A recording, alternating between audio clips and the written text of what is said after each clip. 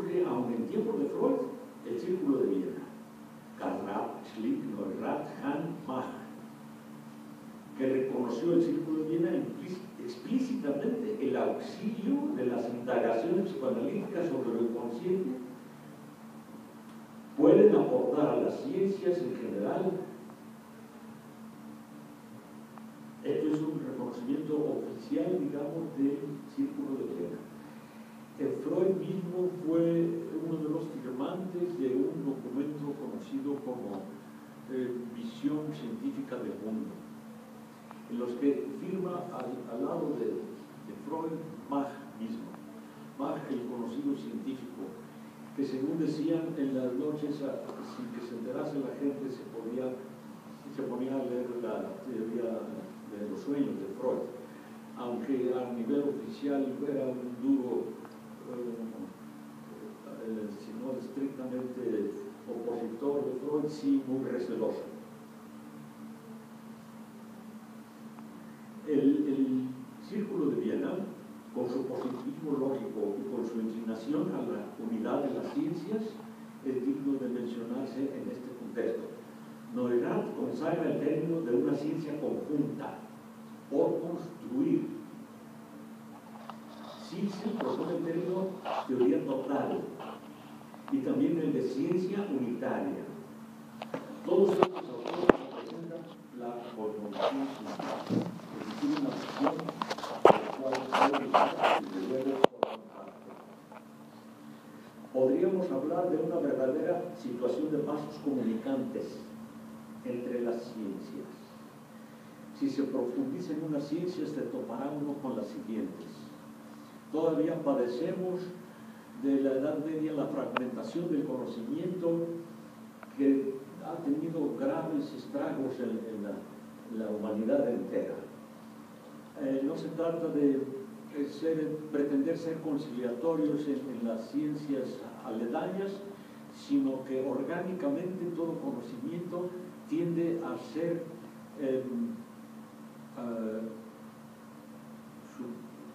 compatible con los conocimientos de otras ciencias. El Círculo de Viena se mostró explícitamente abierto al psicoanálisis, se aplica, entre otras cosas, al análisis del lenguaje, con lo cual se acerca al método freudiano. Un solo ejemplo.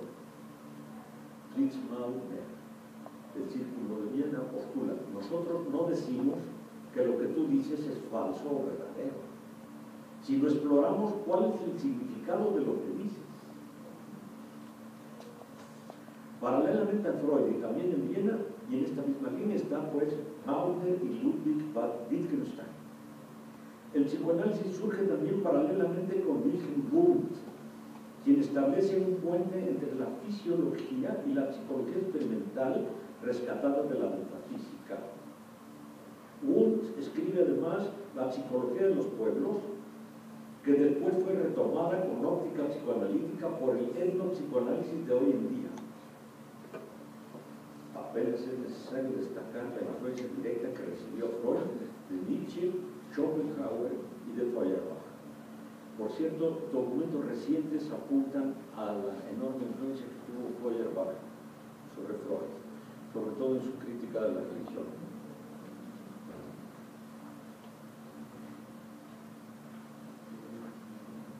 Feuerbach nos habla del pensar como de un instinto, es decir, el pensar, el filosofar es una pulsión inevitable, irresistible. Por las mismas fechas que el psicoanálisis, Husserl desarrolla su filosofía, su fenomenología. Ahonda el método fenomenológico buscando una observación con pretensiones de neutralidad total. Esto es, atenerse exclusivamente a la observación de los fenómenos. Freud saca provecho de este, pero descubre las implicaciones subjetivas de todo observador. Pocos autores en la historia de las ideas han sido objeto del más apasionado de los rechazos, como Freud y Marx. En ocasiones ese rechazo degenera en lo que expresa el término inglés bashing, es decir, la sistemática denostación, calumnia y mala interpretación. Curiosamente, de donde han partido estos focos de bashing han sido Francia y Estados Unidos. El bashing es comparable a la famosa quema de libros de mayo del 33, en la época de los nacionalismos, y que luego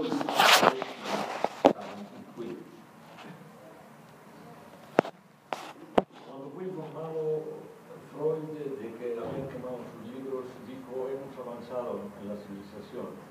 Hace unos años me habían quemado a mí, no solo a mis libros. Estas reacciones de quema de libros, etcétera, y de bashing tan intensas y a nivel de burdas distorsiones pueden ser un objeto de estudio exquisito para la sociología del conocimiento, que, por cierto, dicho sea de paso, es una disciplina inserta entre marxismo y psicoanálisis, la sociología del conocimiento. El originario carácter inacabado del gran trabajo crítico de Marx fue sometido a las presiones de una pretendida doctrina oficial de algunos epígonos que produjeron inexorablemente muchos dialectos. Lo mismo pasa con el psicoanálisis. Tanto Marx como Freud construyeron sistemas abiertos, es decir, procesos interminables en autocrítica constante. Tanto Marx como Freud parecen condenados por sus características cuantitativas y por su propia complejidad cualitativa, dicho sea nuevamente, a una categoría de inabarcabilidad. Por lo menos yo confieso paladinamente que no he terminado para nada de estudiar a Freud. Además, la trascendencia de sus aportaciones desata innumerables querellas y rivalidades entre sus seguidores e intérpretes. Nos peleamos su herencia. También ha dado a luz a diversos dialectos. En realidad, cuando se habla de psicoanálisis, tiene que añadirse, en mi opinión, el sello de origen cultural nacional o de escuela. Lo mismo puede, aunque en menor grado, decirse del marxismo.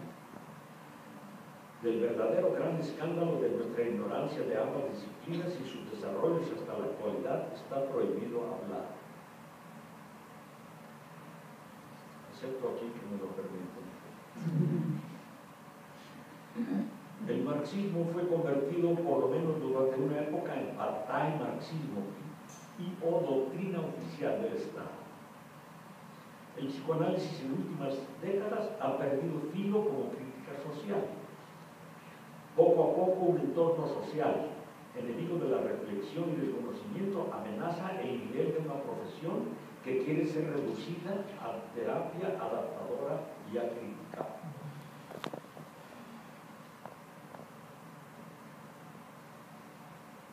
La teoría crítica en voz de Horkheimer, que por cierto fue analizado de... se me escapa el nombre, creo que más adelante viene. La teoría crítica en voz de Horkheimer se convierte en el huésped inesperado de las nupcias nunca consumadas plenamente entre marxismo y el psicoanálisis. En efecto, Horkheimer se pregunta en su dialéctica de la ilustración: ¿acaso el individuo que vive en una sociedad enferma no está enfermo? Esta es también la postura de Marx respecto al suicidio como síntoma de una sociedad torcida. Marx tiene textos sobre el suicidio muy poco conocidos, en donde obviamente hace una interpretación tremendamente crítica de la sociedad que arrincona al sujeto sin otra salida que acabarse, quitarse la vida.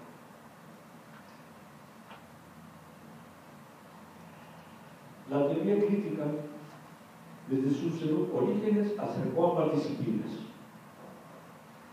Un conocedor de ambas ramas del saber, como Helmut Dammler, ubica el psicoanálisis en una condición de puente entre un conocimiento que, sin abandonar completamente la ciencia natural, se acerca a las llamadas ciencias del espíritu o ciencias sociales, que combinan entre sus procedimientos la explicación causal propia de las ciencias naturales o el interpretar de la ciencia del espíritu, es decir,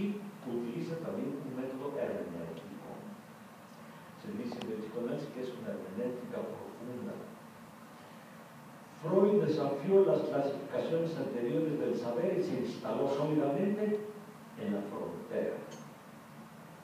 Para la hermenéutica profunda de Freud, la interpretación aproximadamente correcta es la que permite la claridad respecto al advenimiento de un nuevo sentido posible. La interpretación correcta es guía para el nuevo sentido que sustituye o complementa al anterior. Por cierto, esto lo dijo también Marx. Marx abandonó el reino hegeliano del espíritu absoluto para encaminarse a una concepción materialista de la historia. En el psicoanálisis se plantea la urgencia de fortalecer las funciones yoicas para incidir mediante el trabajo psíquico sobre las fuerzas pulsionales propias de su naturaleza. Recordemos que para Marx el trabajo es el metabolismo entre el hombre y la naturaleza. Y el dios dinero del capitalista es el excremento, es decir, el resultado final del proceso de trabajo metabólico. El trastorno metabólico del trabajo, siguiendo la metáfora de Marx, se produce cuando la remuneración es inadecuada en su relación con la calidad y cantidad del trabajo realizado. Y esta inadecuación, eufemismo de injusticia, puede ser hacia arriba o hacia abajo, es decir, trabajo poco compensado o ganancias estratosféricas. El sistema capitalista y muchas formas de religión son hoy en día el factor patógeno más extendido en la civilización occidental y cristiana. La ausencia de empatía y la sed desmedida de dinero son síntomas que favorecen el capitalismo y al mismo tiempo lo mantienen vivo. Marx anota, imperan como pasiones absolutas la avaricia y la ambición de enriquecerse. El capitalista no se enriquece en proporción a su justo y proporcionado trabajo personal, sino en la medida en que explota la fuerza de trabajo de otros. El instinto de acumulación se desarrolla en detrimento de las relaciones humanas y del amor sexual. En relación al trabajo, Freud subraya la enorme importancia del desarrollo gozoso de todas las facultades de la personalidad humana. Además, ninguna otra técnica de orientación vital liga al individuo tan fuertemente a la realidad como la acentuación del trabajo, que por lo menos lo incorpora sólidamente a una parte de la realidad, a la comunidad humana.